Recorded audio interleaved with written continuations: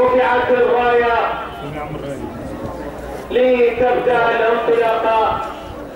فتحت بوابة الشوط السادس لدعم اسطبل شواهد في هذا المهرجان الفروسي الكبير. المركز الاول هنا متابعة جميلة من سي بالمركز الاول يذهب بدون منافسة، لكن هناك شوف المنافسة تأتي من قبل، وكذلك شوف قوس المطر من الخارج يحاول المواصلة للمركز الاول قوس المطر. وهنا ايضا المركز الثاني مهداج، قوس المطر مهداج.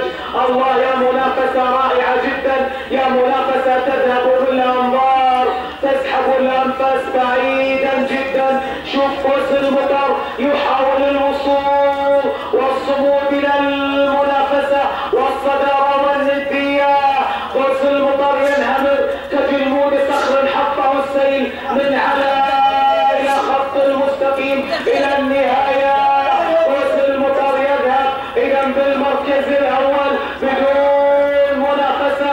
قوس المطر للمركز الاول يذهب بالصدارة، يواصل الطريق، يواصل طريقه هنا بالمركز الاول، بينما شبلة الغد للمركز الثاني والمركز الثالث العركي للمركز الثالث. الرابع هنا للمهداج، الرابع للجواد مهداج.